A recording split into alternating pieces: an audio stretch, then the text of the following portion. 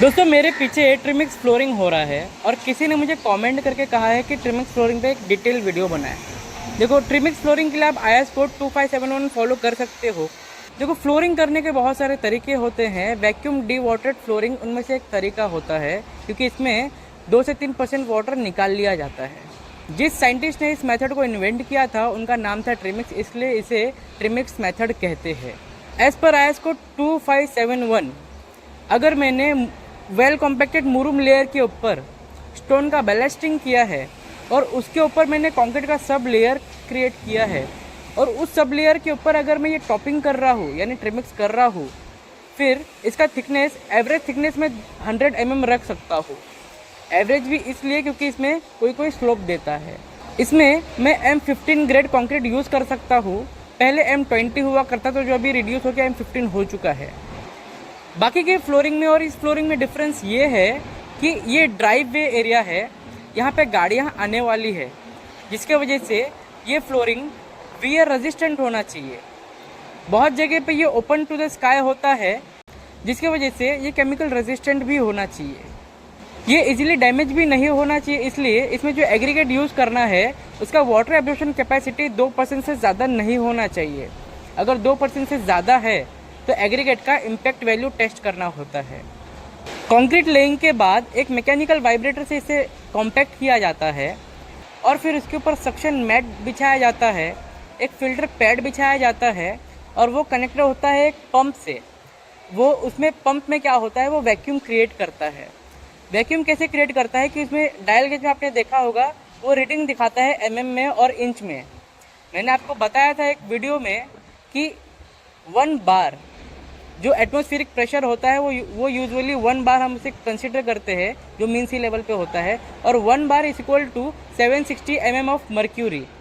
तो 1 बार से नीचे जो भी प्रेशर होता है हम उसे वैक्यूम के नाम से जानते हैं, पार्शियल वैक्यूम। और अगर प्रेशर 0 हो जाए तब जाके वो बनता है परफेक्ट वैक्यूम। जो वैक्यूम हम लेबोरेटरी में क्रिएट करते हैं, जो स्पेस में क्रिएट करते हैं, वो भी पार्शियल वैक्यूम ही होता है। तो हमको 80% वैक्यूम बनाना है, यानी कि 0.2 kg पर सेंटीमीटर स्क्वायर का उसमें प्रेशर देना होता है। फिर वो क्या करता है, सक्शन मैट के नीचे वैक्यूम क्रिएट करने लगता है। वो कंक्रीट पे इतना ज़्यादा प्रेशर क्रिएट करता है कि पर मीटर स्क्वायर कंक्रीट पे 8000 किलो का लोड आने जितना लोड पड़ जाता है। उससे क्या होता है, कंक्रीट में अगर कोई फीचर क्रैक है तो उसके ज़रिए वाटर ऊपर की ओर आने लगता है।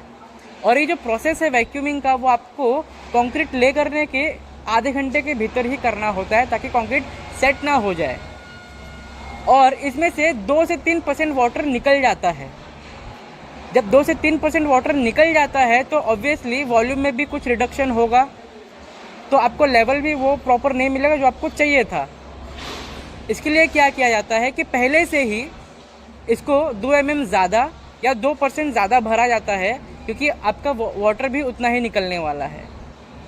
अभी आपको जो वैक्यूम प्रोसेसिंग करना है वो कितने टाइम तक करना है, 1 सेंटीमीटर पे लगभग 2 मिनट करना है।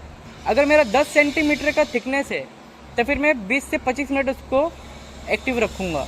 अभी डी वाटरिंग कर देने के बाद सरफेस को इवन रखने के लिए, उस पर कोई प्रिंट ना रहे या कोई श्रिंकेज वगैरह ना हो, उस पर कोई अंडुलेशन ना हो, इसके लिए मुझे उस पर पावर फ्लोटर से फिनिश करना होता है।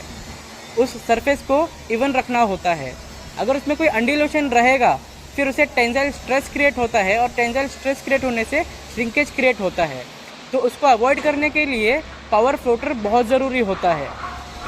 पावर फ्लोटर यूज़ करने के बाद पावर फ्लोटर का इंप्रेशन ना रहे, इसके लिए मुझे उस पर ट्रोवेलिंग करना पड़ता है। जब भी हम क्लीनिंग करेंगे, मेंटेनेंस करेंगे, तो फिर ये डस्टिंग ना होने लगे, इसलिए सरफेस को हार्ड रखना होता है। इसके लिए इसके ऊपर हार्डनर भी छिड़का जाता है, ड्राई शेक।